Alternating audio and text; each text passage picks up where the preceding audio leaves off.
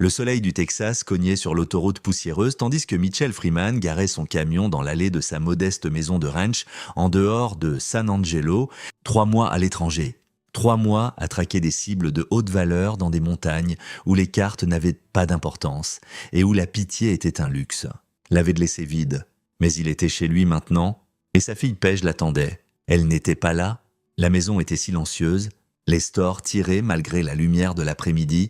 Les instincts de Mitchell, aiguisés par 22 ans en tant que rangé de l'armée, hurlaient un avertissement avant que son esprit conscient n'enregistre ce qui clochait.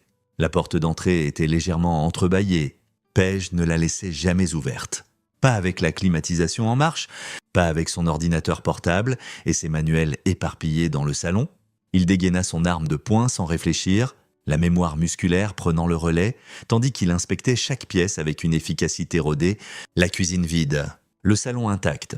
Sauf pour son manuel de chimie organique posé à l'envers sur la table basse, la porte de sa chambre était ouverte, le lit fait, tout en place, trop parfait. Paige était une brillante étudiante en pré-médecine de 19 ans à l'université Angelo State. Mais le ménage n'était pas son fort. Le téléphone de Mitchell vibra dans sa poche. Numéro inconnu. Il répondit en silence « Major Freeman ». La voix était fluide, accentuée, mexicaine mais cultivée. « Où devrais-je vous appeler Mitchell ? Nous nous sommes familiarisés avec votre famille. » La glace envahit ses veines. « Qui est-ce ? Vérifiez votre Facebook. Votre fille voulait vous dire bonjour ?» La ligne se coupa. Les mains de Mitchell tremblaient tandis qu'il ouvrait l'application. 57 notifications, des messages d'amis, d'anciens coéquipiers, de sa sœur au Colorado.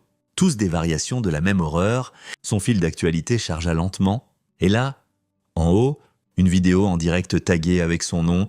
La vignette montrait une chaise en bois dans une pièce en béton.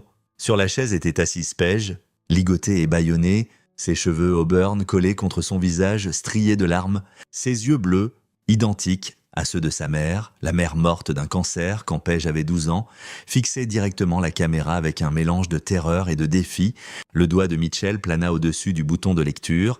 Tous ses instincts lui disaient de ne pas regarder, de préserver le souvenir de sa fille telle qu'elle était quand il avait été déployé, riant au téléphone à propos de sa dernière expérience en labo, se plaignant du petit ami de sa colocataire en planifiant leur sortie de pêche pour son retour. Il appuya sur lecture.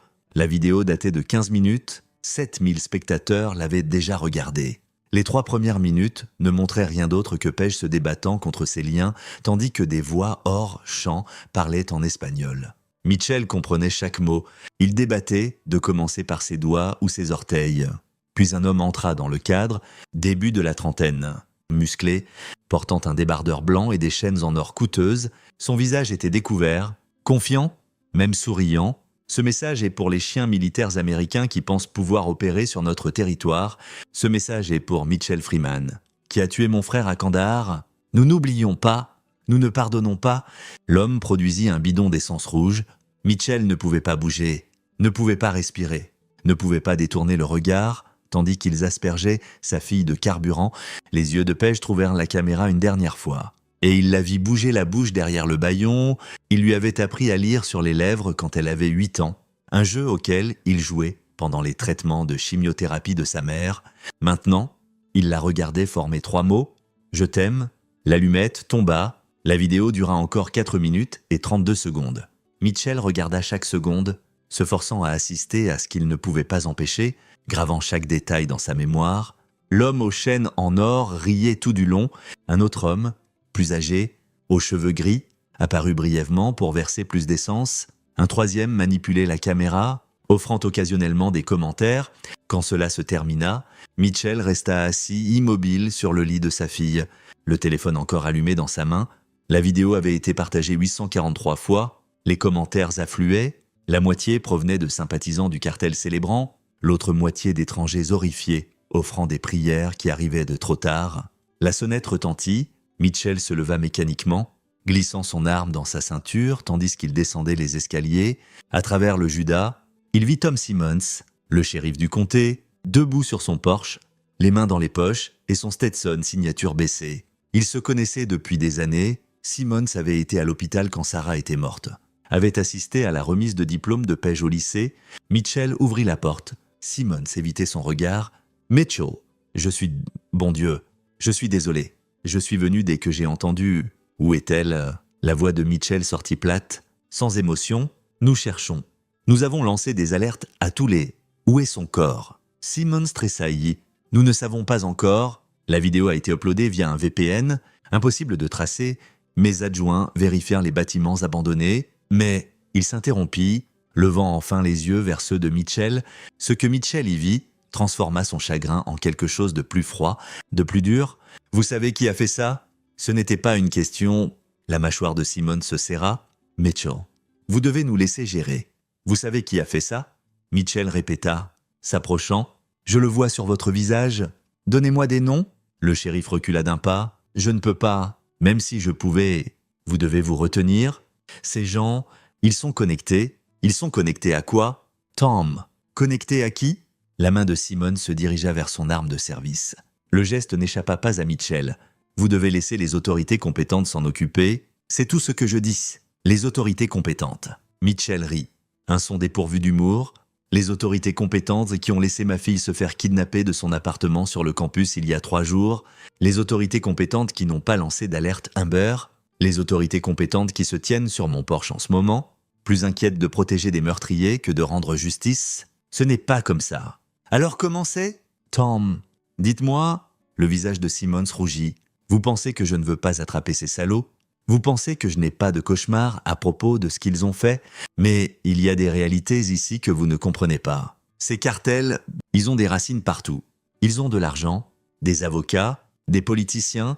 Si vous les poursuivez, ils tueront tous ceux que vous avez jamais rencontrés. Votre sœur à Denver, vos nièces, chaque personne à l'enterrement de Sarah, c'est comme ça qu'ils opèrent. Donc vous me dites de ne rien faire ? Je vous dis que certaines batailles peuvent être gagnées. Simmons soutint maintenant son regard, et Mitchell vit autre chose sous la peur, de la résignation, peut-être même une pointe de honte.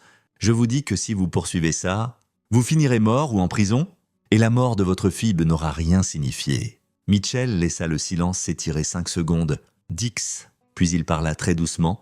Dégagez de ma propriété, Mitchell. Dégagez ma propriété. Le shérif battit en retraite vers sa voiture de patrouille, s'arrêtant avec la main sur la porte. « Il me paie, Mitchell. Le cartel Stevens me paie $50 000 par mois pour regarder ailleurs. J'ai 2 filles à l'université, un prêt immobilier et une pension qui ne couvrira rien. Je n'en suis pas fier. Mais c'est la réalité. Si vous les poursuivez, je ne peux pas vous protéger. Je ne vous protégerai pas. » Mitchell ne dit rien tandis que la voiture s'éloignait. Il avait obtenu ce qu'il voulait, un nom et une confession. Le cartel Stevens, probablement Antonio Stevens, vu l'accent au téléphone. Et Tom Simmons venait de se peindre une cible sur le dos.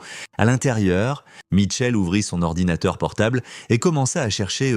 Le cartel Stevens n'était pas difficile à trouver une fois qu'on savait où regarder. Ils étaient originaires de Sinaloa, mais avaient étendu leurs opérations au Texas, au Nouveau-Mexique et en Arizona au cours de la dernière décennie.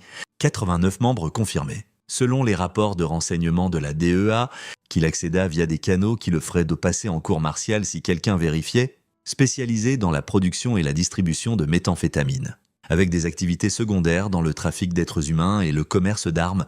Antonio Stevens dirigeait l'organisation après que son frère aîné, Carlos, eût été tué par une frappe de drone en Afghanistan. Carlos avait été un trafiquant d'armes fournissant les insurgés talibans. Mitchell avait fait partie de l'équipe au sol qui avait marqué la cible. Il se souvenait du complexe, de la chaleur, de l'éclosion satisfaisante du feu quand le missile avait touché. Il n'avait jamais su que Carlos avait un frère, n'avait jamais imaginé que la guerre le suivrait chez lui. Mais elle l'avait fait, et maintenant, Paige était morte parce que Mitchell avait fait son travail. Son téléphone sonna. L'identifiant appelant indiquait le colonel Summers, Ron Summers, son officier commandant à Fort Benning, un homme sous lequel il avait servi 8 ans dans 3 zones de combat. « Mon colonel, Mitchell. » La voix grave de Summers portait le poids de mauvaises nouvelles délivrées trop souvent. « J'ai vu la vidéo, le monde entier l'a vue. Je vous mets en congé d'urgence immédiatement. Mon colonel, j'ai besoin de retourner à la base. J'ai besoin de travailler. Non, ce dont vous avez besoin, c'est de temps pour faire votre deuil et pour enterrer votre fille une fois que nous l'aurons trouvée. C'est un ordre. » Mitchell ferma les yeux. « Ils ne la trouveront pas, mon colonel. » Pas sans que je les y force. Une longue pause. Puis Summers parla sur un ton différent. Pas le colonel s'adressant à son major, mais un soldat parlant à un autre. « Vous avez 60 jours de congé. Ce que vous en faites est votre affaire? Mais Mitchell, si vous pensez ce que je crois que vous pensez, vous devez être intelligent, vous devez être prudent, et vous devez vous assurer que quoi qu'il arrive, cela ne puisse pas être retracé jusqu'à l'armée. Je comprends? Mon colonel, vraiment? Parce que je ne parle pas d'arrêter ces gens, je ne parle pas de rassembler des preuves pour un procès, je parle de s'assurer qu'ils disparaissent définitivement. Tous? Pouvez-vous faire ça? Mitchell pensa aux yeux de pêche dans cette vidéo, à ces derniers mots, à Tom Simmons sur son Porsche, confessant sa corruption tandis que les meurtriers de sa fille marchaient libres. Oui, mon colonel. Alors vous aurez besoin de votre équipe. J'ai déjà passé quelques appels. Hugo Fowler vient de terminer en Corée du Sud. Kelvin Parsons est aux États-Unis pour la première fois en 2 ans. Eric Shields enseigne à l'école du renseignement, mais il sera réaffecté. Ronnie Orr récupère d'une chirurgie du genou, il sera apte au service léger, et Dwayne Kennedy rentre d'Allemagne la semaine prochaine. Mitchell sentit quelque chose se briser dans sa poitrine. Summers lui offrait son ancienne équipe, 5 des soldats les plus létaux avec lesquels il avait travaillé, des hommes en qui il avait confiance pour sa vie, des hommes qui avaient déjà prouvé qu'ils traverseraient le feu pour lui. Mon colonel, je ne peux pas leur demander de... Vous ne demandez pas. Je vous le dis, ces garçons savent déjà ce qui s'est passé. Fowler m'a appelé il y a 3 heures pour demander votre adresse. Je lui ai dit d'attendre jusqu'à ce que je l'autorise avec vous. Summers marqua une pause. Mitchell, ce que ces salauds ont fait à Page, c'est un acte de guerre. L'armée prend soin des siens. Nous ne pouvons pas le faire officiellement. Mais officieusement, vous avez 60 jours et toutes les ressources que je peux fournir sans me faire passer en cour martiale. Faites-en bon usage. Je le ferai. Mon colonel et Mitchell. Tom Simmons est corrompu. Mes sources confirment qu'il est sur la payroll du cartel depuis au moins 3 ans. Quoi que vous planifiez, commencez par lui. Il sait où ils opèrent, où ils se cachent, qui est qui dans leur organisation. Faites-le vous dire tout. Comment suggérez-vous que je fasse ça, mon colonel? Le rire de Summers était sombre. Vous êtes un ranger, Major. Débrouillez-vous. Assurez-vous juste que ça ressemble à un accident. La ligne se coupa. Mitchell s'assit dans l'obscurité grandissante de son salon, le manuel de chimie de sa fille encore ouvert sur la table basse. Elle étudiait la cinétique enzymatique. La page marquée d'une photo de 2 en train de pêcher au lac Nasworthy l'été dernier, Page tenant un bar, souriante. Toute sa vie devant elle, son téléphone vibra à nouveau. Cette fois, c'était un texto de groupe d'Hugo Fowler. « Nous arrivons, ne fais rien de stupide avant qu'on soit là. » Suivi par Kelvin Parsons, déjà réservé un vol. Atterrissage à San Antonio demain à 08h. Eric Shields, j'ai accès au flux satellite et à la surveillance du dark web. Envoie-moi des coordonnées et je commence à construire des profils de cibles. Ronnie Orr, le genou va bien. Je peux encore tirer. Je peux encore me battre. Dirige-moi vers eux. Dwayne Kennedy, viens d'entendre. Je suis tellement désolé. Mitch, je suis dans un transport qui part de Ramstein dans 4 heures. Je serai au sol à Fort Hood d'ici le matin. Mitchell lut les messages 2 fois, puis une 3e. Ces hommes ne posaient pas de questions. Ils n'avaient pas besoin d'explications. Ils savaient ce qui devait être fait. Et il venait l'aider à le faire. Il se leva et se dirigea vers sa chambre, ouvrant le coffre-fort caché derrière un faux panneau dans son placard. À l'intérieur se trouvait tout ce dont il avait besoin. De l'argent liquide, de fausses identités, des armes, et un carnet noir contenant des renseignements détaillés sur les opérations des cartels qu'il avait compilés au fil des ans. L'armée lui avait appris à se préparer à toutes les éventualités. Il n'avait jamais imaginé celle-ci, mais il était préparé quand même. Son ordinateur émit un bip pour un email entrant. L'expéditeur était listé comme E. G. Il ne le reconnut pas jusqu'à ce qu'il ouvre le message et voit la signature Eileen Greenwood, sa voisine d'à côté, une enseignante à la retraite qui avait aidé à surveiller Page quand elle était plus jeune. Mitchell, j'ai vu la police chez vous plus tôt et j'ai vu cette horrible vidéo. Je suis tellement désolé. Je ne sais pas si ça compte, mais il y a 3 nuits, je n'arrivais pas à dormir. Et je regardais par ma fenêtre vers 2 heures du matin, j'ai vu un SUV noir garé devant votre maison. 2 hommes en sont sortis et ont regardé autour, puis sont partis. Je n'y ai pas beaucoup pensé sur le moment. Mais maintenant, j'ai le numéro de plaque. Je l'ai noté parce que ça semblait bizarre. Devrais-je le donner à la police? Mitchell répondit immédiatement. Madame Greenwood, s'il vous plaît, ne contactez pas la police. Envoyez-moi ce numéro de plaque par email. Et merci... Sa réponse arriva en quelques secondes. Plaque du Texas. Tuk Nadien Roodfruizade.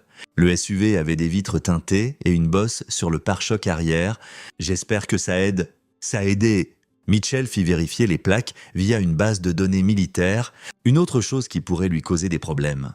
Mais ce bateau avait déjà levé l'ancre. Le SUV était enregistré au nom d'une société écran qui, après 6 couches de compagnie fictive, remontait à un entrepôt à El Paso appartenant au cartel Stevens. Il avait sa première cible. Mais d'abord, il devait s'occuper de Tom Simmons. Le shérif en savait trop et pourrait avertir le cartel que quelqu'un arrivait. Il devait être réduit au silence avant que l'équipe de Mitchell n'arrive et ne soit impliquée. Ça devait ressembler à quelque chose de naturel, d'accidentel, complètement sans rapport avec le meurtre de Paige. Mitchell ouvrit son carnet à une page blanche et commença à planifier. Simmons vivait seul dans un ranch à 24 km, en dehors de la ville. Divorcé, plus d'enfants à la maison. Il prenait la même route tous les jours, maison au bureau à maison. Il s'arrêtait au même dîner tous les matins pour un café. Il gardait une bouteille de bourbon dans son tiroir de bureau et commençait à boire vers 16 heures quand il pensait que personne ne regardait. Et selon les registres du comté, sa maison avait un vieux câblage, du genre qui cause des incendies. Le genre d'incendie qui pourrait piéger un homme qui a trop bu. Mitchell vérifia sa montre. Simmons serait ivre maintenant, probablement évanoui dans son fauteuil en train de regarder la télévision. Son système de sécurité était basique.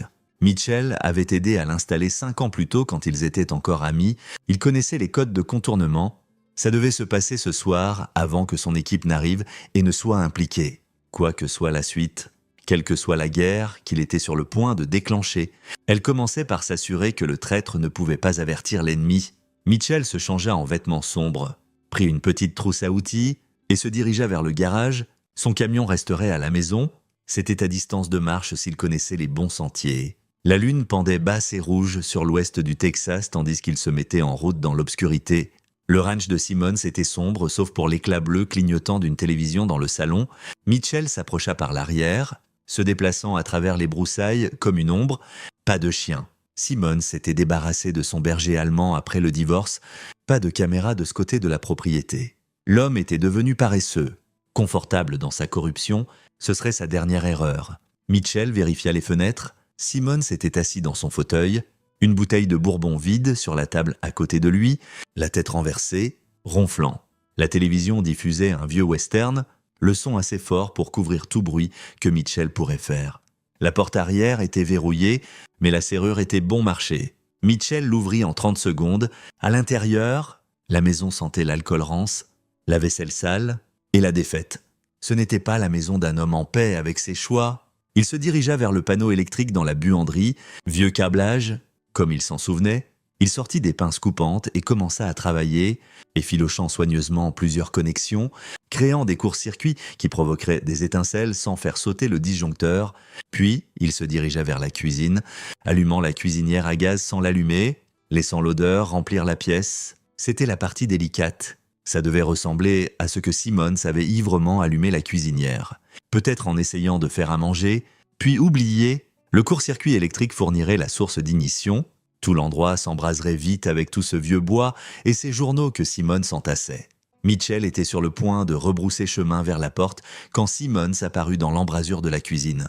Vacillant sur ses pieds, un revolver à la main, « Je savais que tu viendrais », marmonna le shérif. « Je savais que tu n'écouterais pas. » Mitchell leva lentement les mains. « Tom, pose l'arme. Je ne peux pas faire ça. Tu vas me tuer. Je le vois dans tes yeux. » Simmons se stabilisa contre le cadre de la porte. « Mais je ne peux pas te laisser commencer cette guerre. Trop de gens vont mourir. » Trop de gens. La voix de Mitchell était de glace. « Ma fille est morte. Elle a brûlé vive pendant que 7000 personnes regardaient. Et tu n'as rien fait. » Je ne pouvais pas. La voix de Simmons se brisa. « Ils auraient tué mes filles. Ils m'ont montré des photos d'elles à leurs universités. M'ont dit qu'ils connaissaient leurs emplois du temps, leurs chambres de dortoir. Qu'est-ce que j'étais censé faire? Ton boulot? Mon boulot? » Simmons rit amèrement. « Mon boulot paie 48 000 $ par an. Le cartel paye plus que ça en un mois. Ma pension est une blague. Mon ex-femme a pris la moitié de tout. J'ai fait un choix, peut-être le mauvais choix, mais je l'ai fait, et je vis avec ça tous les jours depuis. Maintenant, tu n'auras plus à le faire. » Mitchell bougea avant que Simmons ne puisse réagir. 22 ans d'entraînement au combat au corps à corps contre un shérif ivre et corrompu n'était pas une compétition. Il le désarma en 2 mouvements, le plaquant contre le mur avec un bras sur la gorge. « Où est son corps ?» exigea Mitchell. Simmons salta pour de l'air. « Canyon, au sud d'Abilene, borne kilométrique 47. Ils l'ont jeté là avec 3 autres. Où opère Antonio Stevens ? Entrepôt d'El Paso. Mais il se déplace. Il a des maisons à Las Cruces, Albuquerque, Juárez. Combien d'hommes ? Étinoïdes, répandus sur 3 États. Mais le groupe central, les exécuteurs, 23 hommes. Mitchell relâcha légèrement sa prise. Des noms ? Je veux tous leurs noms. Simmons débita des noms. Des adresses ? Des rôles dans l'organisation. Mitchell mémorisa chaque détail. De la même façon qu'il avait mémorisé des listes de combattants ennemis en Afghanistan. Roberto Bartlett était le second d'Antonio. Guillermo Dean gérait les labs de Met. Christophe Robbins s'occupait de la distribution. Chaque nom était une autre cible. Un autre compte à régler. Quand Simmons eut fini, il regarda Mitchell avec quelque chose comme de la résignation. « Tu vas tous les tuer. N'est-ce pas ? Chacun d'eux. Alors tue-moi aussi. Fais-le vite. Je ne veux pas brûler. » Mitchell le considéra un long moment. Tom Simmons avait été un bonhomme autrefois. Ils avaient partagé des bières, regardé du football, parlé de l'avenir de leur fille. Mais cet homme avait disparu, remplacé par un lâche qui avait vendu son âme pour de l'argent et laissé une fille innocente mourir pour protéger ses propres enfants. « Je n'ai jamais été ici, » dit Mitchell doucement. « Tu t'es saoulé ? Tu as allumé la cuisinière ? Tu t'es évanoui ? Le court-circuit électrique a fait le reste. Accident tragique. » La reconnaissance et le soulagement traversèrent le visage de Simmons, puis le poing de Mitchell frappa sa tempe, et le shérif s'effondra. Mitchell traîna l'homme inconscient jusqu'à son fauteuil, le positionna naturellement, plaça la bouteille de bourbon vide dans sa main. Le gaz continuait à remplir la cuisine. Les fils effilochés dans le panneau crépitaient. Il était à 274 mètres quand la maison explosa en flammes. Le son se propagea à travers le désert comme le tonnerre. Mitchell ne se retourna pas, il continua juste à marcher, les informations de Simmons brûlant dans son esprit aussi vivement que le feu consumant les preuves. Le matin venu, les pompiers volontaires trouveraient un corps dans les cendres. L'enquête conclurait que le shérif Tom Simmons était mort d'inhalation de fumée après un accident tragique impliquant de l'alcool et une cuisinière à gaz. Personne ne le remettrait en question. Personne ne se soucierait assez pour creuser plus profond. Le jour en était terminé, 88 cibles restaient. Hugo Fowler arriva le premier, roulant dans un camion de location loué à 6 heures du matin avec un sac de voyage qui cliquetait du son immistakable des armes. C'était un homme trapu dans la mi-trentaine, avec la tête rasée et une cicatrice courant de son œil gauche à sa mâchoire, un cadeau d'un IED à Fallujah qui aurait dû le tuer. Il avait été l'expert en démolition de Mitchell pendant 8 ans, ils ne se serrèrent pas la main. Hugo attira juste Mitchell dans une étreinte brève et forte. « Je suis désolé. Frère, je sais. » Kelvin Parsons arriva 2 heures plus tard, grand et mince avec une peau sombre et des yeux calculateurs. Il avait été le sniper de Mitchell en Irak, en Afghanistan et en Syrie. 387 tués confirmés sur une carrière de 10 ans. Il regarda la télévision, montrant encore des images d'actualité de l'incendie de la maison du shérif. Et dit seulement un de moins, confirma Mitchell. À midi, Eric Shields était arrivé de Fort Huachuca avec 2 ordinateurs portables, un téléphone satellite et assez d'équipements de surveillance électronique pour équiper un bureau de terrain de la CIA. C'était le plus jeune de l'équipe à 28 ans, avec un QI de génie et un talent pour le piratage qu'il avait fait recruter directement de MIT dans le renseignement de l'armée. « J'ai déjà commencé à construire des profils », dit Eric, étalant des fichiers sur la table de la salle à manger de Mitchell. « Antonio Stevens est la clé, éliminez-le, et l'organisation se fracture, mais il est paranoïaque. 3 maisons différentes.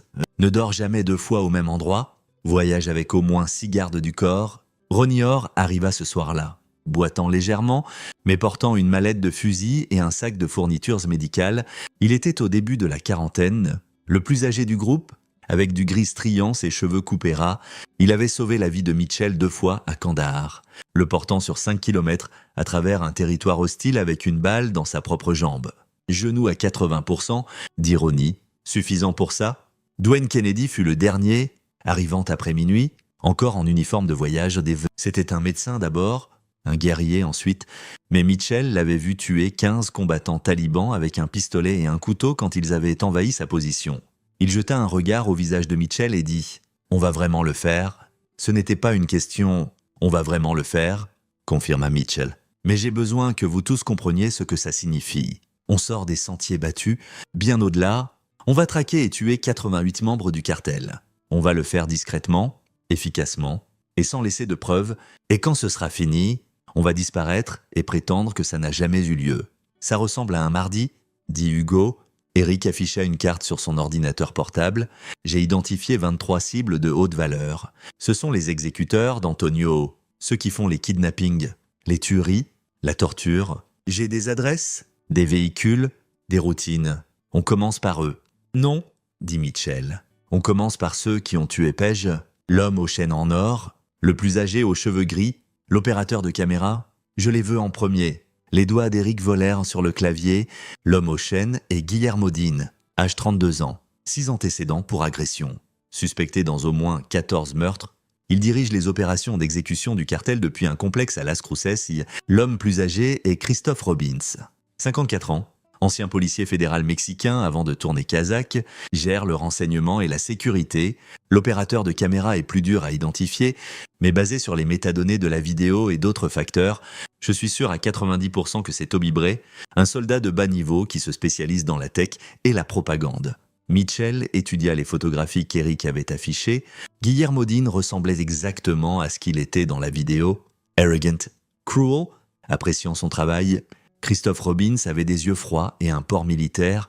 Toby Bray était plus jeune, peut-être 25 ans, avec le genre de visage qui se fond dans la foule. Où sont-ils maintenant? Dean est à son complexe. Robbins se déplace entre El Paso et Juarez. Bray est à Albuquerque dans une maison sûre. Eric zooma sur des images satellites. Mais voilà le truc. Ils s'attendent à des représailles. La sécurité a été doublée depuis que la vidéo est devenue virale. Ils savent qu'ils ont franchi la ligne. Bien, dit Calvin. Laissez-les s'inquiéter. La peur rend les gens négligents. Dwayne déballa ses fournitures médicales, les arrangeant avec une efficacité rodée. On doit être intelligent là-dessus. Carrière 28 cibles en 60 jours, c'est agressif. C'est plus d'un par jour. En supposant qu'on travaille en continu, on n'a pas besoin de 60 jours, dit Mitchell. On en a besoin de 30, 40 au maximum, parce qu'après ça, l'attention fédérale devient trop intense. Pour l'instant, ils pensent que le meurtre de Page était un incident isolé. Quand les membres du cartel commenceront à mourir, le FBI, la DEA et l'ATF se mobiliseront tous. On doit bouger vite. Hugo fit craquer ses jointures. Alors, ne perdons pas de temps à parler. Qui on frappe en premier? Mitchell sortit le carnet où il avait écrit tout ce que Simmons lui avait dit. Toby Bray à Albuquerque, c'est le maillon faible, jeune, inexpérimenté, trop confiant parce qu'il pense que ses compétences tech le rendent intouchable. On le prend, on prend son ordinateur, on accède à tout leur réseau de communication. Eric, tu peux craquer le chiffrement du cartel? Si c'est numérique, je peux le craquer. Alors Bray meurt demain soir. Calvin, tu es le principal. Fais en sorte que ça ressemble à un vol qui a mal tourné. Hugo, tu es sur les explosifs. Piège sa voiture au cas où il fuit. Eric, tu es sur la surveillance. Ronnie et Dwayne, vous êtes le soutien et l'extraction. Je coordonne d'ici. L'équipe hocha la tête. Pas de questions, pas d'hésitation. Ils avaient fait ce genre d'opération une centaine de fois dans une douzaine de pays. La seule différence était que cette fois, ce n'était pas sanctionné par le gouvernement des États-Unis. Cette fois, c'était personnel. Toby Bray vivait dans un appartement au 4e étage dans un entrepôt converti au centre-ville d'Albuquerque. Eric avait piraté les caméras de sécurité du bâtiment en 1 heure, leur donnant un plan complet et la routine. Bray travaillait de chez lui, sortant rarement, sauf pour prendre de la nourriture ou rencontrer sa petite amie. Ruth Moss, une serveuse dans un dîner proche. Ruth Moss est clean, rapporte à Eric. Pas de casier judiciaire. Pas de connexion au cartel, elle ne sait pas ce que fait Bray, elle pense qu'il est un concepteur web freelance. On ne la touche pas, dit Mitchell. Elle n'est pas impliquée. Ils attendirent que Ruth parte pour un shift de nuit, puis passèrent à l'action. Kelvin prit position sur un toit de l'autre côté de la rue avec son fusil. Hugo posa des charges sur la moto de Bray dans le garage de stationnement. Eric boucla les flux des caméras de sécurité. Ronnie et Dwayne couvrirent les sorties du bâtiment. Mitchell entra seul. L'immeuble avait une sécurité minimale, une seule serrure sur la porte d'entrée, facilement contournée. Mitchell monta les escaliers jusqu'au 4e étage, se déplaçant silencieusement en chaussures, à semelles souples. L'appartement 4C avait de la lumière filtrant sous la porte et le son de musique jouant à l'intérieur. Mitchell frappa. « Ruth, tu as oublié quelque chose ?» appela la voix de Bray. Mitchell frappa à nouveau. La porte s'ouvrit de 15 cm, retenue par une chaîne. Le visage de Toby Bray apparut dans l'ouverture, son expression passant de la confusion à la reconnaissance à la peur en un battement de cœur. « Vous ?» Mitchell donna un coup de pied à la porte. La chaîne cassa. Bray trébucha en arrière, tendant la main vers quelque chose sur la table basse. Un pistolet, mais Mitchell fut plus rapide. Il plaqua Bray contre le mur, une main écrasant sa gorge. « La vidéo ?» dit Mitchell doucement. « Tu l'as filmée ?» Les yeux de Bray s'exorbitèrent. « Je n'ai pas... J'étais juste... Ils m'ont forcé. Tu as souri ?» J'ai regardé la vidéo 20 fois. Quand ils ont allumé l'allumette. « Tu as souri ?» S'il vous plaît, je vous dirai tout. Je vous aiderai à les trouver. » Mitchell le traîna jusqu'à l'installation ordinateur dans le coin. 3 moniteurs, un rig de gaming haut de gamme, des disques externes empilés proprement, mots de passe. Tous, maintenant, Bray débita des mots de passe, des codes d'accès, des clés de chiffrement. Ses doigts tremblaient tandis qu'il tapait, déverrouillant des dossiers pleins de communications du cartel, de registres financiers, de détails d'opérations. Eric s'amuserait bien avec ça. « Où est son corps ?» demanda Mitchell. « Canyon au sud d'Abilene. Borne kilométrique 47. Ils l'ont enterré avec 3 autres filles, tombe peu profonde. » Mitchell le savait déjà de Simmons. Mais la confirmation lui fit l'effet d'un couteau se tordant dans ses tripes. Qui d'autre était là? À l'exécution, Guillermo Dean. C'est lui qui l'a planifié. Christophe Robbins supervisait. Antonio Stevens regardait en appel vidéo. Il y avait 4 autres gars, des muscles exécuteurs. Je ne connais pas tous leurs noms. Alors tu n'es plus utile. La vessie de Bray lâcha. Attendez. Je peux vous aider. J'ai accès à tout. Je peux vous dire où ils seront quand ils seront vulnérables. Où ils gardent leur argent.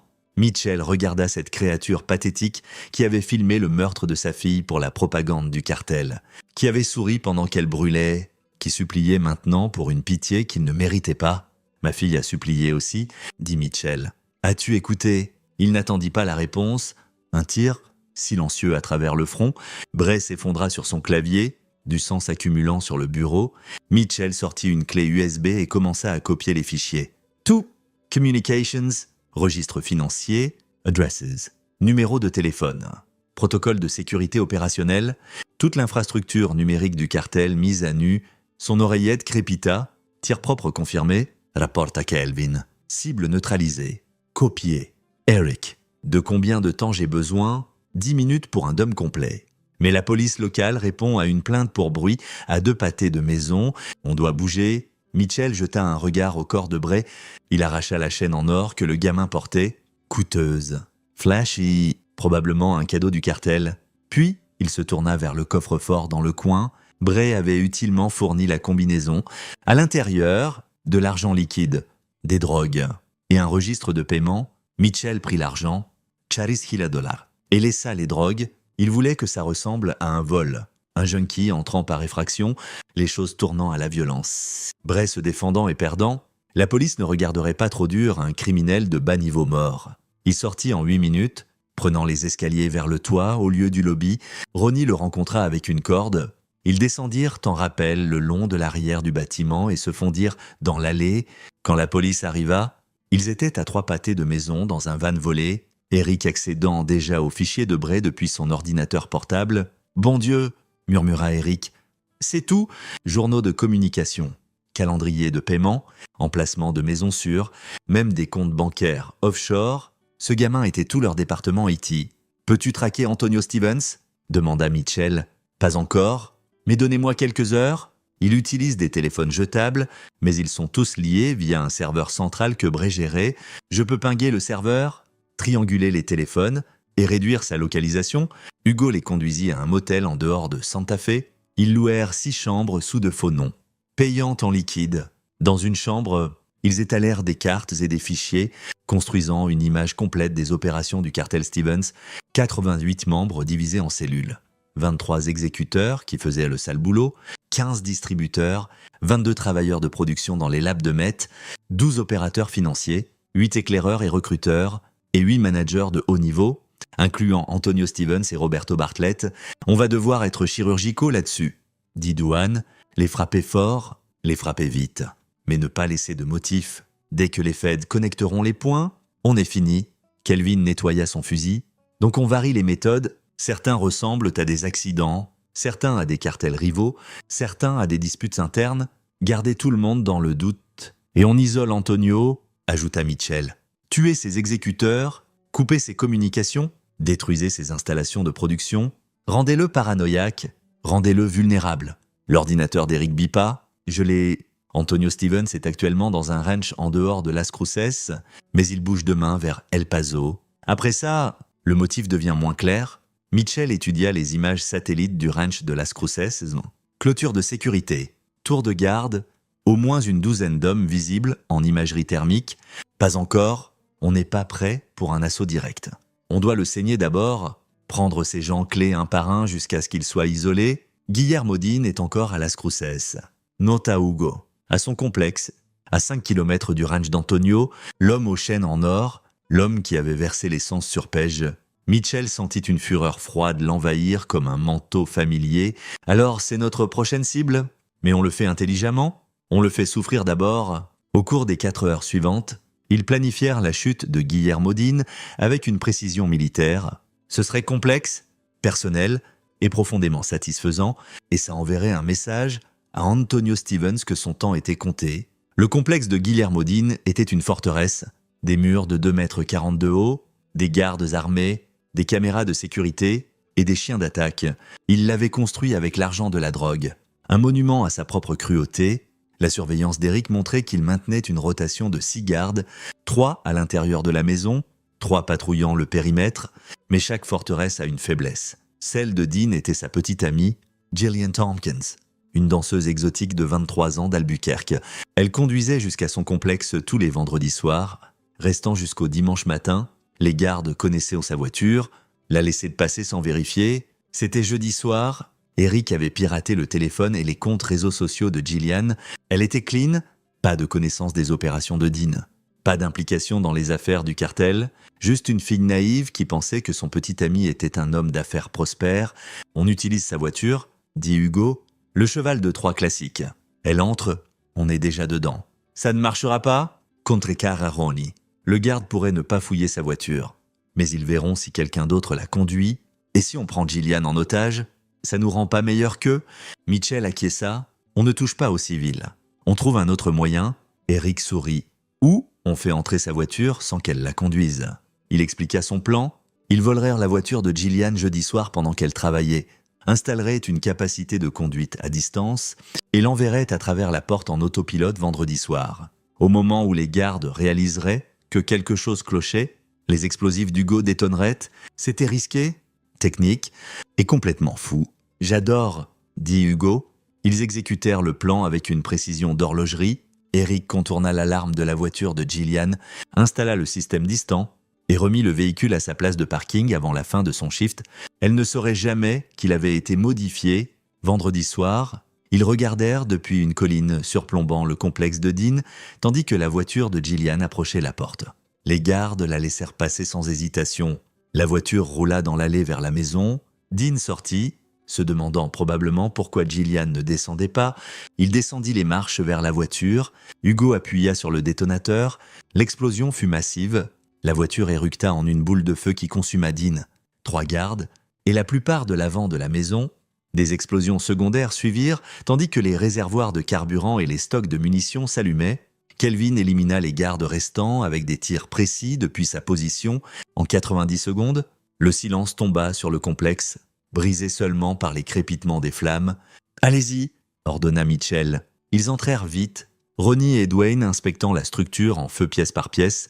La plupart des membres du cartel à l'intérieur étaient déjà morts de l'explosion ou de la fumée. Ceux qui ne l'étaient pas le souhaitaient. Mitchell trouva Guillermo Dean dans les décombres de ce qui avait été son salon. Il était encore vivant, à peine, son corps écrasé sous une poutre tombée, sa peau noircie par les brûlures.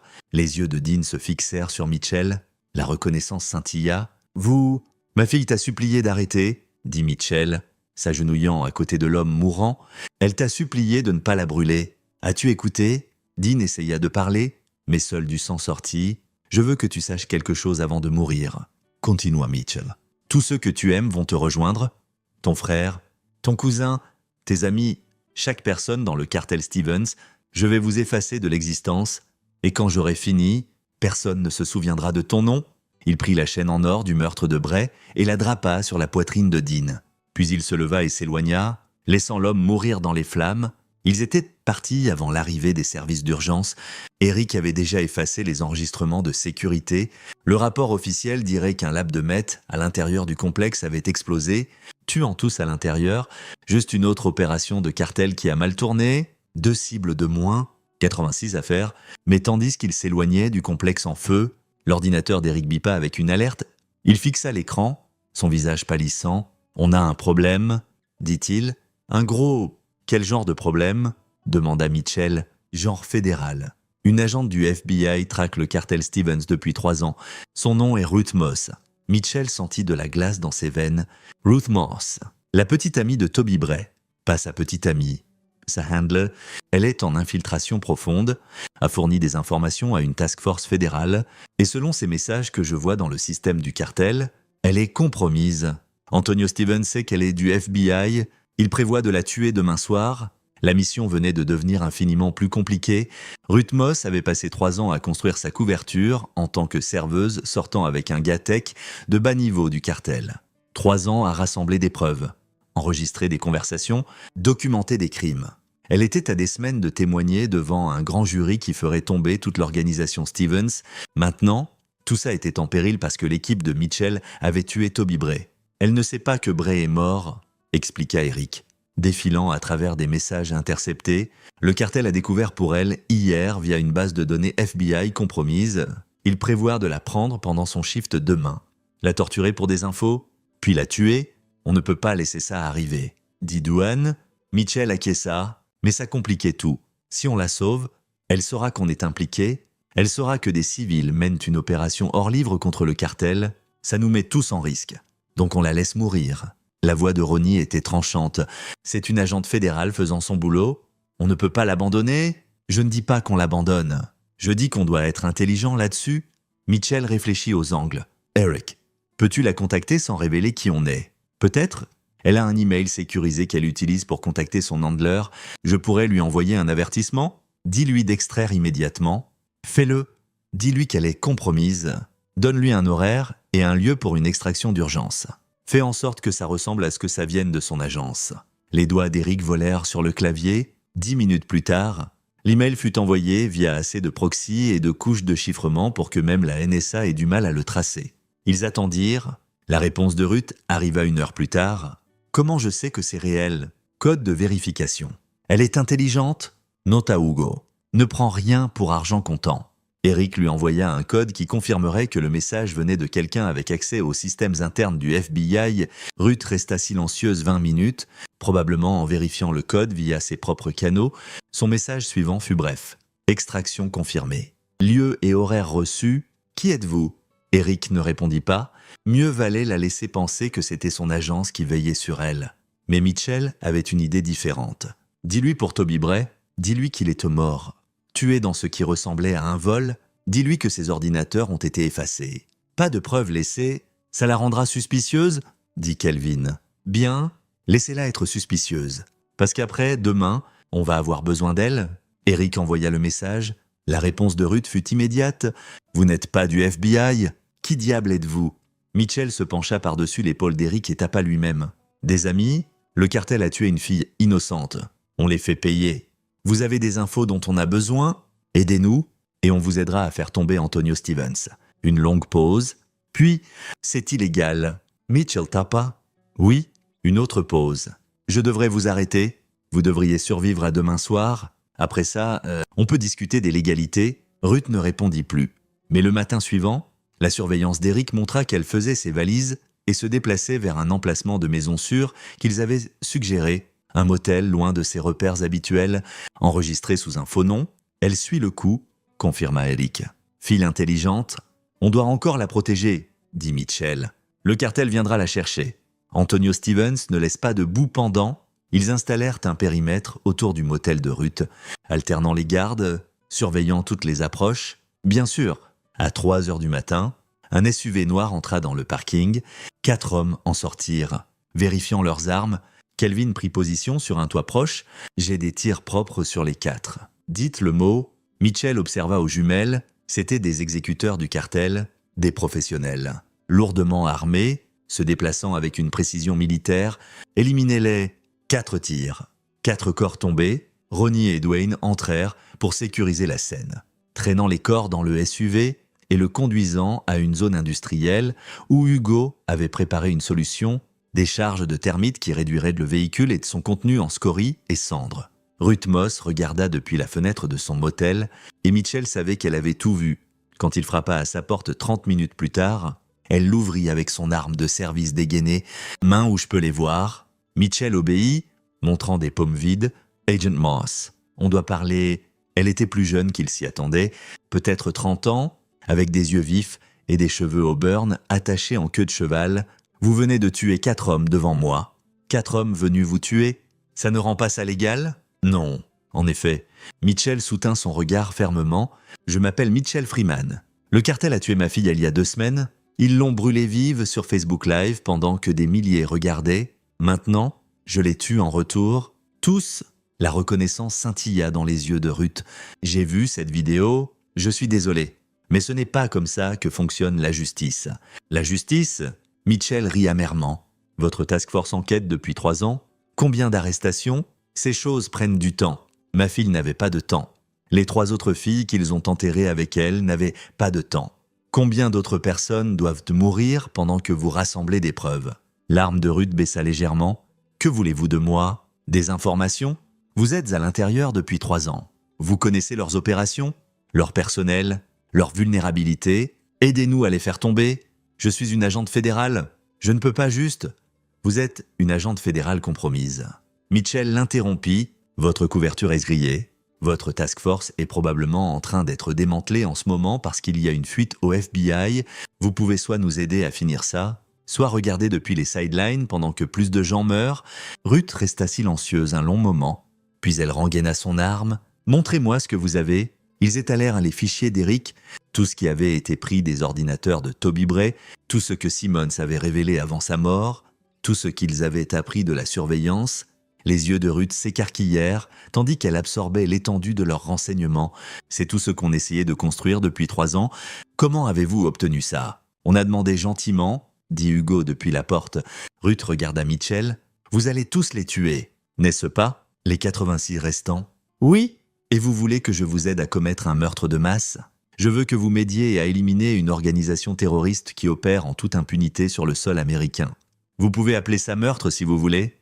Moi, j'appelle ça la guerre. Ruth marcha jusqu'à la fenêtre, fixant le parking où 4 hommes étaient de mort en essayant de la tuer.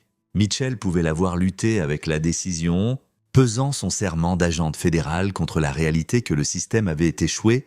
Finalement, elle se tourna. J'ai des conditions, nommez-les, pas de casualty civile, pas de dommages collatéraux, on fait ça clean.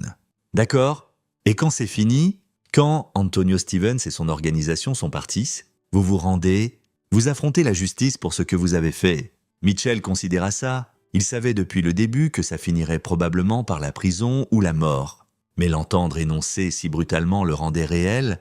D'accord, mais seulement après qu'ils soient tous partis. Ruth hocha lentement la tête. Alors je vous aiderai. Que Dieu nous aide tous les deux. Au cours des 6 heures suivantes, Ruth Moss les briefa sur tout ce qu'elle savait du cartel Stevens. Elle confirma la plupart des renseignements d'Eric et ajouta des détails cruciaux sur la hiérarchie de l'organisation. La politique interne et la sécurité opérationnelle. Antonio Stevens était paranoïaque, se déplaçant entre les emplacements quotidiennement, ne faisant confiance qu'à son cercle restreint. Roberto Bartlett est le second, gère les opérations quotidiennes et est la cible la plus accessible. Le bras exécuteur du cartel avait été effectivement décapité avec les morts de Tom Simmons, Toby Bray et Guillermo Dean. Mais 20 autres exécuteurs restaient éparpillés sur 3 États. Antonio s'attendra à vous maintenant, avertit Ruth. Il saura que les morts n'étaient pas coïncidentes. Il fortifiera ses positions, augmentera la sécurité, peut-être même ira se cacher.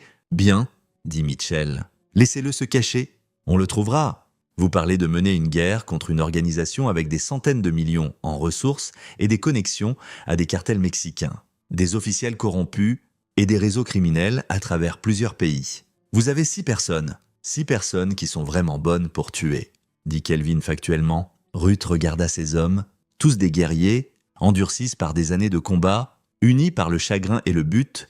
Elle vit quelque chose dans leurs yeux qui la fit croire qu'ils pourraient réussir. « Antonio a un fils », dit-elle doucement. « Freddie Joseph Stevens, il a 8 ans, vit avec l'ex-femme d'Antonio à El Paso. Le cartel le garde loin des opérations. Il est innocent. » La mâchoire de Mitchell se serra. « On ne blesse pas les enfants. Jamais. J'avais besoin de vous entendre le dire. » Ruth sortit son téléphone. « J'ai un contact à la DEA, quelqu'un en qui j'ai une confiance totale. Si je lui fournis des infos anonymement, elle peut positionner des actifs fédéraux pour intercepter des envois du cartel, geler des comptes bancaires, arrêter des membres de bas niveau. Ça ressemblera à de l'application de la loi coïncidente, pas une campagne ciblée. Fais-le, acquiesça Mitchell. Tout ce qui les affaiblit nous aide. » Ils travaillèrent toute la nuit, construisant un plan de bataille complet. Les 2 semaines suivantes seraient critiques. Ils frapperaient les labs de meth du cartel au Nouveau-Mexique, élimineraient un des distributeurs clés en Arizona et remontèrent la chaîne jusqu'à Roberto Bartlett et enfin Antonio Stevens. Au lever du jour, Ruth se leva pour partir. « Je retourne chez mon handler, leur dire que j'ai besoin de protection de témoins. Ça nous donnera du temps avant qu'ils commencent à poser des questions sur pourquoi les membres du cartel continuent de mourir. Restez en sécurité, » dit Mitchell. Elle s'arrêta à la porte. « Votre fille. Quel était son nom ? » « Paige. Je m'assurerai qu'elle soit rappelée dans le rapport officiel. Quand ce sera fini, quand les procès auront lieu, s'ils ont lieu, son nom sera là. Elle ne sera pas oubliée. » Mitchell sentit quelque chose se briser dans sa poitrine. « Merci. » Après le départ de Ruth, l'équipe s'assit en silence, chaque homme traitant ce qui venait ensuite. Ils avaient franchi une ligne ce soir, recrutant une agente fédérale dans leur guerre vigilante. Il n'y avait pas de retour en arrière maintenant. Hugo brisa le silence. « Donc on va vraiment le faire, effacer tout un cartel en 4 semaines, 3 semaines, corrigea Mitchell. On a besoin d'une semaine de tampon au cas où les choses tournent mal. Les choses tournent toujours mal, not à Dwayne. Alors on improvise. » Mitchell se leva, regardant chacun de ses frères d'armes. « Vous savez tous ce que ça signifie. On est des criminels maintenant. Quand ce sera fini, on affronte la cour martiale, des poursuites fédérales, probablement la prison à vie. Donc je donne à tout le monde une chance de partir, sans jugement, sans question. Vous pouvez partir maintenant et prétendre que vous n'avez jamais été ici. » Personne ne bougea. « On est avec toi ?» dit simplement Ronnie. Jusqu'au bout, les autres hochèrent la tête. Ces hommes avaient suivi Mitchell à travers l'enfer avant. Ils le feraient à nouveau. « Alors mettons-nous au travail, » dit Mitchell. « On a 86 cibles en 20 jours. Il est temps de faire compter chaque seconde. » Le premier lab de meth tomba un mardi soir. C'était une opération mobile cachée dans un parc de caravanes en dehors d'Alamogordo, Nouveau-Mexique, gérée par 3 chimistes du cartel et gardée par 4 forceurs. Hugo et Ronnie entrèrent en premier, utilisant l'imagerie thermique pour localiser les 7 cibles. Les chimistes travaillaient, cuisant un lot qui atteindrait les rues d'ici vendredi. Les gardes jouaient aux cartes, confiants dans leur isolation. Ils n'entendirent jamais l'équipe arriver. Kelvin élimina 2 gardes avec des tirs supprimés à 183 mètres. Hugo força la caravane et élimina le 3e garde avec un couteau. Le 4e leva son arme, mais Dwayne mit 2 balles au centre de la masse avant qu'il ne tire. Les chimistes essayèrent de fuir. Ronnie les coupa, les attachant les mains avec des colliers de serrage. Mitchell entra en dernier, examinant l'opération, équipement de lab valant des centaines de milliers de dollars. Assez de meth pour approvisionner la moitié du Nouveau-Mexique. Et 3 hommes terrifiés qui savaient exactement ce qui arrivait. « Où est Roberto Bartlett ?» demanda Mitchell. Le chimiste en chef, un homme dans la cinquantaine nommé Ross Dow, cracha aux pieds de Mitchell. « Je ne vous dis rien. » Mitchell sortit son couteau de combat. Mauvaise réponse. 10 minutes plus tard, il avait 3 adresses, 2 numéros de téléphone et un breakdown détaillé du réseau de distribution du cartel. Ross Dow avait été très coopératif une fois que Mitchell avait commencé sur les doigts de son partenaire. Ils piégèrent le lab avec des explosifs et partirent. La caravane éructa en une boule de feu visible sur des kilomètres, détruisant les preuves et envoyant un message. Le cartel Stevens était attaqué. Au cours des 10 jours suivants, ils frappèrent 6 autres labs, un hub de distribution à Phoenix et une opération de blanchiment d'argent à Tucson. Chaque cible fournit plus d'informations, plus de noms, plus de pièces du puzzle. Les communications du cartel s'allumèrent de panique. Eric surveilla tout, regardant Antonio Stevens essayer de comprendre qui le ciblait. Raid fédéral. Cartel Rival. trahison interne, il ne considéra jamais qu'un père avec 5 rangers pourrait être en train de démanteler systématiquement son empire. Ruth fournit des infos à son contact DEA, timing les raids fédéraux pour coïncider avec leurs attaques. Le chaos résultant rendit impossible de voir le motif. Le FBI pensait qu'il gagnait. Le cartel pensait être assiégé par les forces de l'ordre. Personne ne soupçonna la vérité. Ils perdirent 23 autres membres du cartel en ces 10 jours. Certains moururent dans des raids, certains dans des accidents, certains disparurent simplement, enterrés dans le désert où personne ne les trouverait jamais. Mitchell tenait un compte dans son carnet, chaque nom barré le rapprochait de la justice. Plus près de la paix, plus près du moment où il pourrait se tenir à la tombe de Page et lui dire que c'était fini. Mais Antonio Stevens restait insaisissable. Les renseignements de Ruth le plaçaient en 4 emplacements différents sur 10 jours.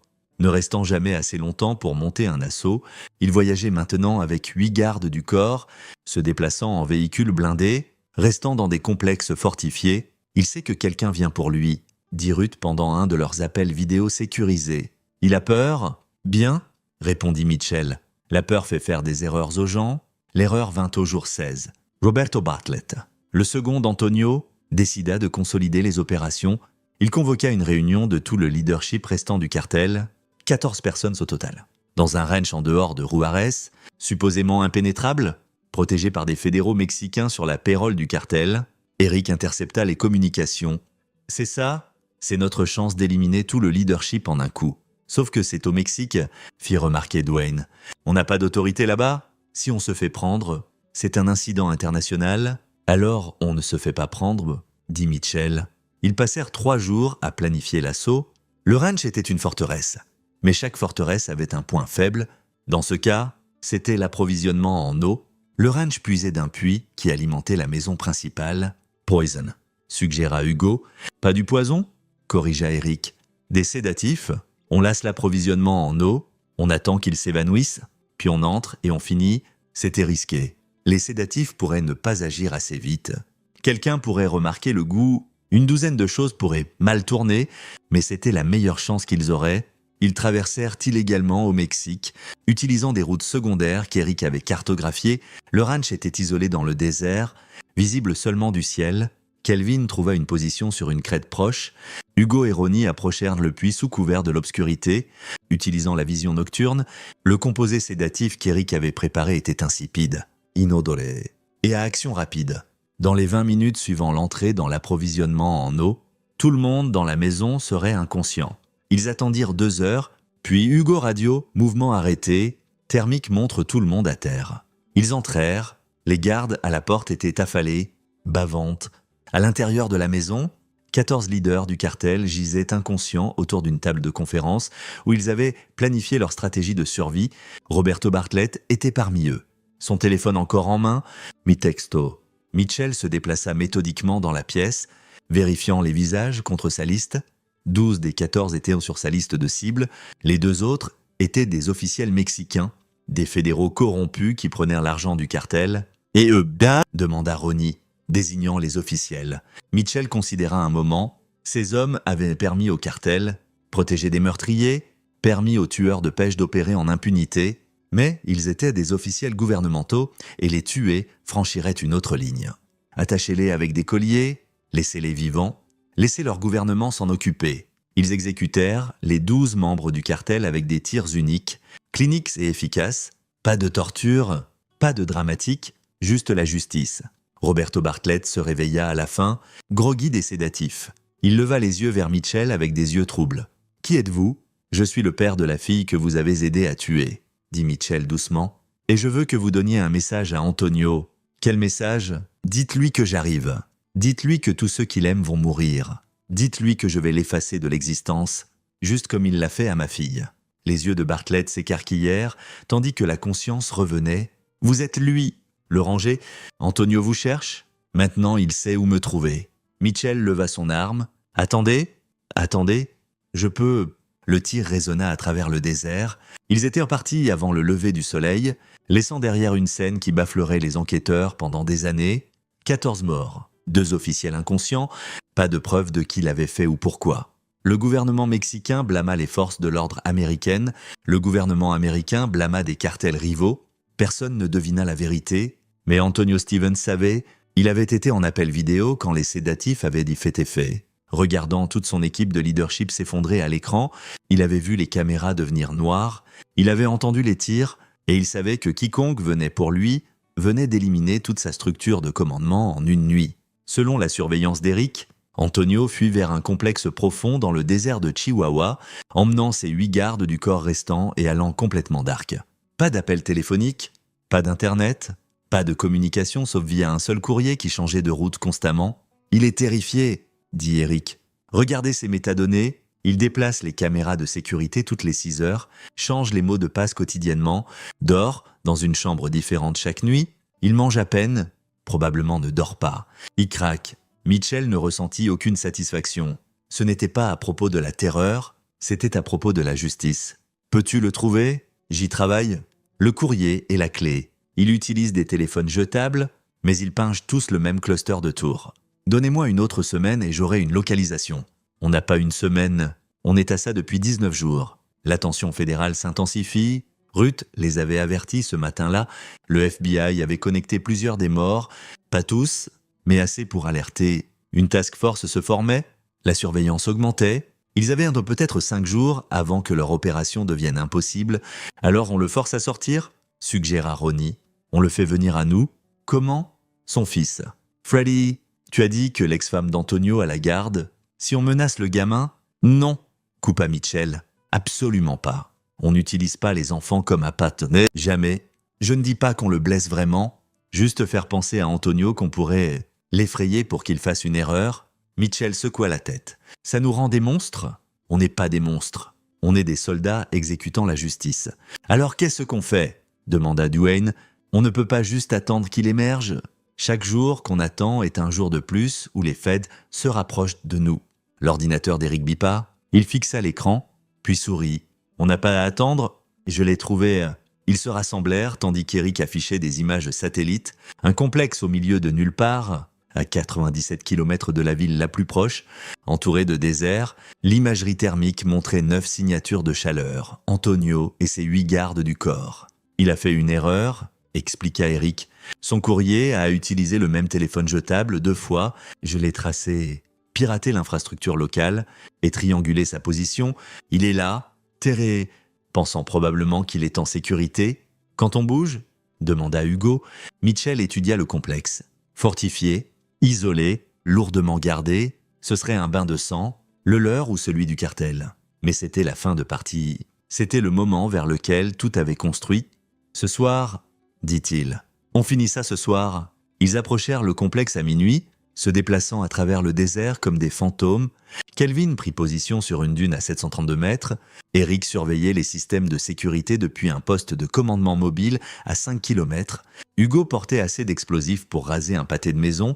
Ronnie et Duane flanquaient de Mitchell, armes prêtes. 8 gardes plus Antonio, confirma Eric via leurs oreillettes. 6 gardes patrouillant le périmètre, 2 à l'intérieur avec la cible principale. Copié, murmura Mitchell. Kelvin, tu es clair pour engager ? Le premier garde tomba sans un son. Le tir de Kelvin était parfait de près d'1 kilomètre. Le deuxième mourut avant de pouvoir radio pour aide. Le troisième fit 2 pas avant qu'une balle ne le trouve. Mais le 4e garde était plus intelligent. Il plongea pour se couvrir et déclencha une alarme. Le complexe éructa en lumière, les sirènes hurlèrent, les gardes restants sortirent en masse du bâtiment, armes tirant aveuglément dans l'obscurité. Plan B, ordonna Mitchell. Hugo déclencha les charges qu'ils avaient posées au mur du complexe. Les explosions déchirèrent les fortifications, créant des brèches. L'équipe de Mitchell passa à travers, engageant au corps à corps. Ce n'étaient pas des voyous non entraînés. C'étaient des professionnels, anciens militaires, bien équipés et désespérés. Le combat au feu était intense. Des balles sifflèrent près de la tête de Mitchell. Un garde le chargea avec un couteau. Ronnie mit 2 balles dans la poitrine de l'homme. Dwayne prit un coup dans son gilet, l'impact le jetant au sol. Ronnie le traîna à couvert tandis que Mitchell avançait vers le bâtiment principal. 3 gardes essayèrent de l'arrêter. La grenade d'Hugo les dispersa. Il n'y avait plus que Mitchell dans le bâtiment où Antonio Stevens se cachait. Il enfonça la porte, inspectant les coins par instinct. Des tirs éclatèrent de sa gauche. Il riposta, abattant un des gardes du corps d'Antonio. Le second vint de la droite. Combat au corps à corps. Brutal et rapide, le couteau de Mitchell trouva la gorge de l'homme bas. Il monta les escaliers, chaque pas le rapprochant de l'homme qui avait ordonné la mort de sa fille. De la musique jouait de quelque part au-dessus, de vieilles ballades mexicaines, étrangement paisibles contre le son de la bataille dehors. Antonio Stevens se tenait dans la chambre principale, seul, tenant un pistolet d'une main tremblante. Il était plus jeune que Mitchell s'y attendait, peut-être 35 ans, portant un costume coûteux malgré l'heure tardive. Ses yeux étaient fous, brisés. « C'est vous, » dit Antonio, le ranger. « Freeman, oui, vous avez tué mon frère, vous avez tué mon organisation, vous avez détruit tout ce que j'ai construit. » La voix d'Antonio se brisa. « Pourquoi ne pouviez-vous pas juste laisser tomber ?» Mitchell avança. « Vous avez assassiné ma fille, vous l'avez brûlée vive pendant que le monde regardait. C'était un message. Votre armée a tué mon frère, donc j'ai tué votre fille. C'est comme ça que ça marche. C'est la règle. Alors, vous comprenez que je suis ici pour renvoyer un message. » Antonio leva son pistolet. Sa main tremblait si fort que l'arme vacillait. « J'ai de l'argent, des millions. Prenez tout, laissez-moi juste en vie. »« Non, s'il vous plaît. J'ai un fils, Freddy. Il a 8 ans. Il a besoin de son père. » Mitchell pensa à Paige, à ces derniers mots, aux 3 autres filles enterrées avec elle dans ce canyon. « Ma fille avait besoin de son père. Elle a supplié pour de la pitié. Lui avez-vous accordé ?» Le visage d'Antonio s'effondra. « Je ne l'ai pas fait. Je n'étais pas là. J'ai seulement regardé. Je ne l'ai pas fait moi-même. Vous l'avez ordonné. Ça vous rend coupable ? Alors tuez-moi » hurla Antonio, laissant tomber l'arme. « Tuez-moi, mais s'il vous plaît, ne blessez pas mon fils. Il est innocent. Il ne sait rien du cartel. S'il vous plaît. » Mitchell ramassa le pistolet d'Antonio, retira le chargeur, vida la chambre. « Je ne blesse pas les enfants. Votre fils vivra. Il grandira en sachant que son père était un monstre. Mais il vivra. » Le soulagement et le désespoir se disputèrent sur le visage d'Antonio. « Merci. Merci. Faites-le juste vite. »« Non » dit Mitchell doucement. « Vous n'avez pas vite. Vous avez le droit de savoir ce qui arrive. Vous avez le droit de sentir la peur, juste comme Paige l'a fait. » Il produisit un jerrycan de son sac, de l'essence clapota à l'intérieur. Les yeux d'Antonio s'écarquillèrent. « Non, non, vous ne pouvez pas. C'est maléfique. C'est la justice. » Mitchell commença à verser l'essence autour de la pièce. « Vous avez brûlé ma fille vive. Maintenant, vous avez la même courtoisie. S'il vous plaît, s'il vous plaît. Je suis désolé, je suis tellement désolé. Je ferai n'importe quoi. » Mitchell versa de l'essence sur Antonio. Regardant l'homme qui avait détruit son monde supplier pour une pitié qu'il ne méritait pas, ma fille a supplié aussi. « Avez-vous écouté ? Je suis désolé, je suis tellement désolé. Moi aussi. » Mitchell craqua une allumette. Antonio Stevens hurla tandis que les flammes le consumaient. Mitchell regarda pendant exactement 4 minutes et 32 secondes, la même durée que sa fille avait brûlé dans cette vidéo. Puis il se tourna et s'éloigna, laissant le complexe brûler. Dehors, son équipe attendait. Dwayne était debout, contusionné mais fonctionnel. Les 8 gardes du cartel étaient morts. La mission était complète. Cible éliminée, Mitchell rapporta au colonel Summers via radio encryptée. Tous objectifs atteints. Copié, Major. Revenez à la maison. Ils roulèrent à travers le désert en silence. Derrière eux, le complexe flambait comme un bûcher funéraire, la fumée s'élevant dans la nuit sans étoiles. Quelque part dans cet enfer, Antonio Stevens mourait de la même mort qu'il avait infligée à une fille innocente. Ça ne ramenait pas Paige. Rien ne le ferait, mais ça fermait un chapitre. Ça équilibrerait la balance. Ça délivrait une justice que la loi ne pouvait ou ne voulait pas fournir. Mitchell pensa à ce que Ruth Moss avait dit, que quand ce serait fini, ils affronteraient aussi la justice. Il était prêt, il avait fait ce qui devait être fait, maintenant il accepterait les conséquences. Mais d'abord, il avait une tâche de plus. Borne kilométrique 47. Au sud d'Abilene, un canyon où 4 filles gisaient dans des tombes, peu profondes. Il était temps de ramener sa fille à la maison. Le canyon était désolé, marqué seulement par des roches éparses et des cactus occasionnels. Mitchell se tenait à la borne kilométrique 47 au lever du soleil, son équipe formant un périmètre respectueux tandis qu'il cherchait. Ruth Moss les avait rejoints, ses accréditations FBI donnant au recouvrement un statut officiel. Elle avait arrangé pour que le médecin légiste soit en attente, avait tiré des ficelles pour garder ça discret jusqu'à ce que les filles puissent être correctement identifiées et leurs familles notifiées. Il fallut 3 heures pour trouver les tombes. Elles étaient peu profondes, creusées à la hâte, marquées seulement par de la terre remuée. Mitchell sut le moment où il trouva celle de Paige. Un aperçu de tissu qu'il reconnut, une chemise qu'il lui avait achetée pour son anniversaire. Il tomba à genoux. Le médecin légiste travailla avec une efficacité calme, traitant les restes avec la dignité qu'on leur avait refusée en mort. Paige et 3 autres filles, toutes entre 17 et 20 ans, toutes victimes de la cruauté du cartel. Les autres filles furent identifiées via des dossiers dentaires. Amanda Hutchins, 19 ans, disparue d'El Paso depuis 6 mois. Lorena Brewer, 18 ans, disparue d'Albuquerque il y a 1 an. Victoria Good, 17 ans, disparue de Las Cruces 8 mois auparavant. Chacune avait des familles qui avaient cherché, espéré, prié pour leur retour sain et sauf. Maintenant, Mitchell devait regarder tandis que ses familles recevaient la pire nouvelle imaginable. Mais au moins, elles avaient une fermeture. Au moins, les filles pouvaient rentrer chez elles. Ruth supervisa le recouvrement, son autorité fédérale assurant que tout soit documenté correctement. Quand ce fut fini, elle approcha Mitchell. « C'est fini ?» dit-elle doucement. « Antonio Stevens est mort, le cartel est détruit. 89 cibles éliminées en 23 jours. Ça ne semble pas fini, ça ne l'est jamais. » Ruth marqua une pause. Le FBI sait que quelque chose s'est passé. Ils enquêtent sur les morts. Tous. Ce n'est qu'une question de temps avant qu'ils comprennent. Je sais, vous pourriez fuir, vous et votre équipe, disparaître dans le vent. Je leur dirai que je ne vous ai jamais vu. Mitchell regarda les restes de Paige être placés soigneusement dans un sac mortuaire, traités avec plus de respect en mort qu'elle n'en avait reçu dans ses derniers moments. Non, on a fait un deal. Quand ce serait fini, on affronterait la justice. C'est fini maintenant. Ruth hocha la tête. Alors vous serez arrêté dans les 48 heures. Accusation fédérale de meurtre. Conspiration. Justice vigilante. Vous regardez la prison à vie. Peut-être la peine de mort. Selon comment les procureurs veulent jouer. Je suis au courant. Votre équipe n'a pas à tomber avec vous. Je peux le cadrer comme vous agissant seul. Eux, suivant des ordres qu'ils pensaient légitimes. Non, on a fait ce choix ensemble. On l'affronte ensemble. Hugo, Calvin, Eric, Ronnie et Dwayne s'étaient rassemblés près. Chacun hocha la tête quand Mitchell les regarda. Frères jusqu'au bout, les familles de ses filles, continua Ruth. Amanda, Lorena, Victoria. Elles méritent de savoir qui les a ramenées à la maison. Elles méritent de savoir que leurs filles n'ont pas mouru pour rien.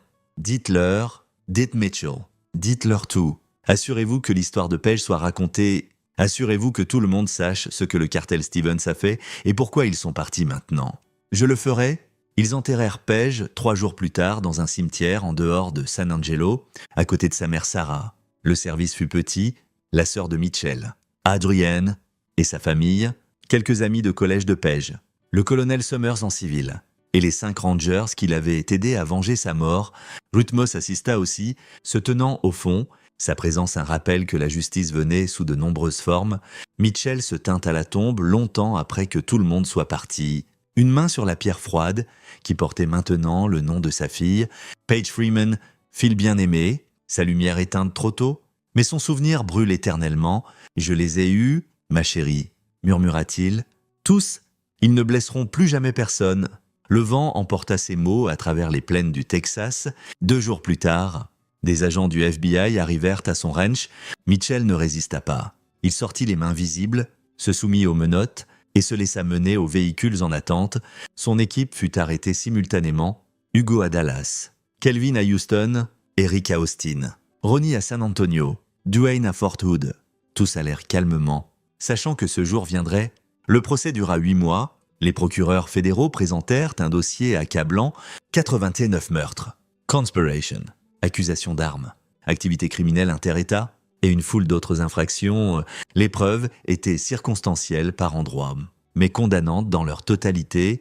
L'avocat de la défense de Mitchell argua la justification, la perturbation émotionnelle extrême et l'échec du système judiciaire à protéger les citoyens innocents. Le jury écouta le témoignage sur le meurtre de Paige, sur le règne de terreur du cartel, sur la corruption qui leur permettait d'opérer librement, et puis l'accusation appela leurs témoins, les familles des membres du cartel qui étaient morts, pas les exécuteurs ou les lieutenants, mais les cousins, frères, fils qui avaient été tués dans les tirs croisés, des hommes qui avaient été impliqués périphériquement, qui essayaient de sortir, qui avaient leur propre famille. Mitchell écouta leurs témoignages avec un visage taillé dans la pierre. Il savait qu'il y aurait des dommages collatéraux. Il savait que pas chaque cible serait également coupable, Mais il avait accepté ce coup quand il avait commencé cette guerre. Le jury délibéra 6 jours. Ils trouvèrent Mitchell et son équipe coupables sur tous les chefs. Le juge condamna chaque homme à la prison à vie sans possibilité de libération conditionnelle. Le colonel Summers passa en cour martiale et fut démobilisé, mais évita la prison en clamant l'ignorance de l'opération. Ruth Moss reçut un blâme formel pour ne pas avoir rapporté l'activité vigilante, mais garda son badge. Mitchell fut transféré dans une prison fédérale de sécurité maximale au Colorado. Son équipe fut dispersée à travers diverses installations, séparées pour les empêcher de devenir un risque de sécurité ensemble.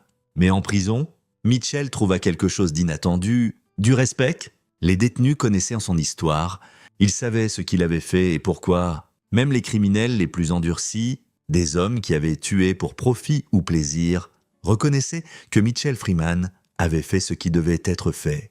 Ils se fichaient de leur respect. Ils se souciaient seulement que Page puisse reposer en paix, sachant que la justice avait été servie 5 ans dans sa sentence.